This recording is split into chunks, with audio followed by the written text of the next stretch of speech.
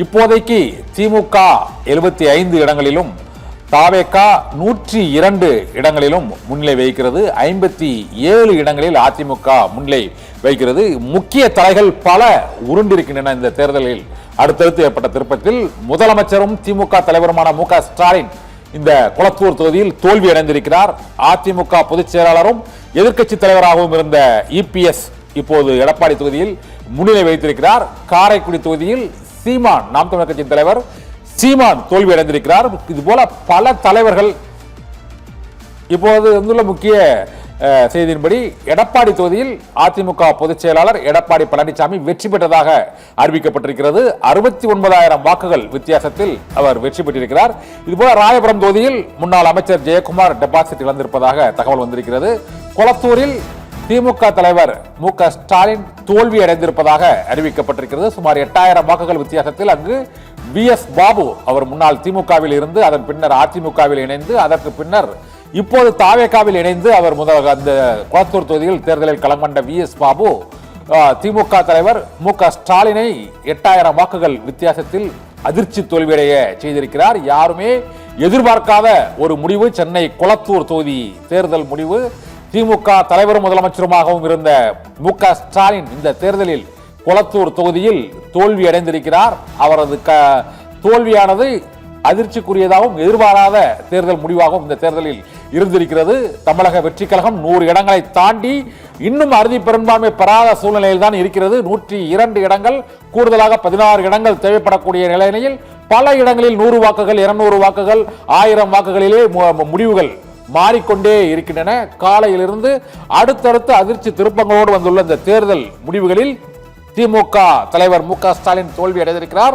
அதிமுக பொதுச் செயலாளர் எடப்பாடி பழனிசாமி வெற்றி பெற்றதாக அறிவிக்கப்பட்டிருக்கிறது. இதே போல தாவேகா தலைவர் விஜய் பெரம்பூர், திருச்சி கிழக்கு ஆகிய 2 தொகுதிகளிலும் முன்னிலை வகித்து வருகிறார். தொடர்ந்து நம்ம இந்த சிறப்பு நேரலை விவாதத்தில் நம்மோடு அரசியல் விமர்சகர் புதுக்கோட்டை சீனிவாசன் நம்மோடு இணைந்திருக்கிறார். இதே போல திமுக தரப்பில் நாகநந்தினியும் நம்மோடு இணைந்திருக்கிறார். இருவரிடமும் இந்த தேர்தல் திருப்பங்கள் தொடர்பாக நாம் கேட்கலாம். முதலில் புதுக்கோட்டை சீனிவாசன் இடம் கேட்கலாம். இந்த தேர்தல் முடிவுகள் பத்தி நீங்க என்ன நினைக்கிறீங்க? இவ்வளவு பெரிய ஒரு அலை ஏன் தாவேகாவுக்கு ஏற்பட்டது? நீங்க என்ன நினைக்கிறீங்க சார்? இல்லை, எதையும் தாங்கும் இதயம் வேண்டும் என்று பேரறிஞர் பெருந்தகை அண்ணா அவர்கள் குறிப்பிட்டிருக்கிறார்கள். பொது வாழ்க்கையில் மக்களுடைய தீர்ப்பு எதுவாக இருந்தாலும் அதை தலைவணங்கி ஏற்றுக்கொள்வது தான் ஒரு சிறந்த பண்பு. அந்த வகையில் இன்னைக்கு இந்த தீர்ப்பு என்பது மக்களுடைய தீர்ப்பு. அண்ணா திராவிட முன்னேற்ற கழகத்தினுடைய அந்த பொது வாழ்க்கைக்கு ஒரு ஒரு கடினமான நிலையை மக்கள் கொடுத்திருந்தாலும் கூட அதையெல்லாம் எதிர்த்து நின்று மறுபடியும் மக்கள் பணியாற்றி வெற்றியை பெற வேண்டும், மக்களுடைய பேரன்பை பெற வேண்டும் என்ற நோக்கத்திலே தான் அது அடியெடுத்து வைக்க வேண்டிய சூழலில் அண்ணா திராவிட முன்னேற்ற கழகம் இருக்கிறது. ஆனால் என்ன அதிர்ச்சி என்று சொன்னால், பொது வாழ்க்கையில் நீண்ட நெடிய பயணம், மக்களுக்கான அத்தனை திட்டங்கள், மக்களுக்கு என்ன தேவை என்பதை பார்த்து புரட்சி தலைவி அம்மாவிலிருந்து புரட்சி தமிழர் ஐயா எடப்பாடியார் வரையும் மக்களுக்கு பல்வேறு திட்டங்களை கொடுத்த இயக்கம் அண்ணா திராவிட முன்னேற்ற கழகம். புரட்சி தலைவர் எம்ஜிஆர் இப்போதைக்கு 102 தொகுதிகள், அதாவது அறுதி பெரும்பான்மை பெறப்படவில்லை. இந்த சூழ்நிலையில் தாவேகா தலைவர் விஜய்க்கு காங்கிரஸ் எம்பி கார்த்தி சிதம்பரம் இப்போது வாழ்த்து தெரிவித்திருக்கிறார். காங்கிரஸ் கட்சி ஒரு 5 இடங்களில் முன்னிலை வகித்து வருகிறது. இந்த சூழ்நிலையில் இந்த கூட்டணியில் உள்ள கட்சிகள் தாவேகாவுக்கு ஆதரவு அளித்தால்தான் ஆட்சி அமைக்கக்கூடிய ஒரு சூழ்நிலை. இப்போது காங்கிரஸ் கட்சி ஏற்கனவே இந்த கூட்டணி அமைப்பதற்கு முன்பாக தாவேகாவுடன் இணைவதற்கு முயற்சிகளை மேற்கொண்டது.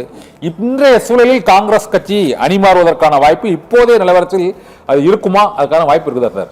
இல்லை, திமுக கூட்டணியில் முதல்ல ஐயா திருமாவளவன் அதாவது வாக்குப்பதிவு என்றதுக்கு, அதாவது நேற்று செய்தியில் என்ன சொல்லியிருக்காருன்னா, விசிகாவுடைய தொண்டர்கள் பரவலாக கூட்டணிக்கு வேலை செய்யவில்லை என்ற வருத்தத்தை அவர் செய்தித்தாளில் வெளிப்படுத்தி இருந்தார். காங்கிரஸ் மறுபடியும் ஆரம்பிச்சுட்டாங்க ஆட்சியில் பங்கு அதிகாரத்தில் பங்குன்று. அந்த கூட்டணி அவங்களுக்குள்ள ஒரு நிறைய முரண் கூட்டணியாகத்தான் அந்த கூட்டணி இருந்தது. திமுக தலைவர்களை சரி பண்ணியதே தவிர கீழ்மட்டத்தில் இருக்கிற திராவிட முன்னேற்ற கழக தொண்டர்களோ விசிக தொண்டர்களையோ காங்கிரஸ் தொண்டர்களையோ இந்த கூட்டணி முழுமையாக சேராமல் அவர்களுக்குள்ள ஒரு மிகப்பெரிய மன வருத்தத்தை ஏற்படுத்திய கூட்டணியாக அந்த கூட்டணி இருந்தது என்பதை இவர் இந்த தலைவர்களுடைய அறிக்கையின் மூலமாக நாம் தெரிந்து கொள்ள முடிகிறது. ரெண்டாவது, இந்த அரசு எடுத்து சென்ற விதம், இந்த அரசிற்கு மக்களிடம் நல்ல ஒரு நன்மதிப்பில்லை என்ற குற்றச்சாட்டை இந்த கூட்டணியுடைய தொண்டர்கள் பரவலாக பேசி கொண்டிருந்ததை இந்த தலைமை காது கொடுத்து கூட கேட்காத ஒரு காரணம். ரெண்டாவது, திமுக ஒரு மக்கள் விரோத அரசு என்பதை பறைசாற்றுகின்ற வண்ணமாக தான் இந்த தேர்தல் காலம் வரையில் திமுக அரசு நடைபெற்றது. அதையெல்லாம் மக்கள் தெரிந்து கொண்டார்கள். இந்த தோல்வி என்பது திமுகவிற்கு ஒரு சரியான படிப்பினையை உருவாக்கி இருக்கிறது. அதிமுகவுக்கு, அண்ணா திராவிட முன்னேற்ற கழகத்தை பொறுத்தவரையில் அவங்க மக்கள் பணி கடுமையா செஞ்சாங்க. மக்கள்கிட்ட பரப்புரைகள் மூலமா கட்சியினுடைய பொதுச்செயலாளர் எடப்பாடியார் போய் மக்களை சந்தித்து மக்களுடைய பிரச்சனைகளையும் திமுக அவலட்சணங்கள் ஆட்சியை பத்தி நிறைய எடுத்து சொன்னார். இல்ல இப்ப முடிவுல அதற்கான அதுக்கு என்ன காரணம்னா, ஒரு சினிமா பின்பலம் விஜய் என்ற அந்த தலைவர், தாவேகாவினுடைய தலைவர் பொது வாழ்க்கையில் அவர் புதிதாக வந்தவர்.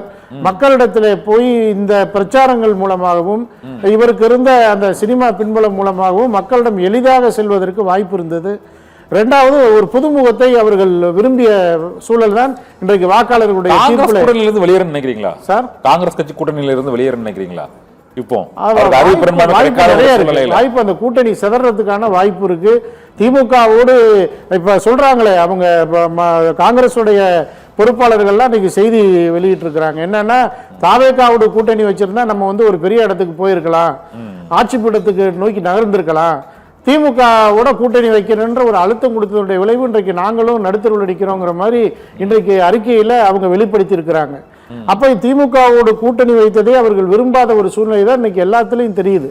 அப்ப அவங்க போய் தாவேகாவுக்கு ஒரு ஆதரவு கொடுக்கறதோ அல்லது அவங்களோட அனுசரித்து களமாடுறதுக்கோ அவங்க தயாரா இருக்காங்கிறதா நம்ம இதை பார்க்க முடியுது. உங்களுடைய முடிவு கருத்துக்கள்ல பார்க்க முடியுது. ஓகே.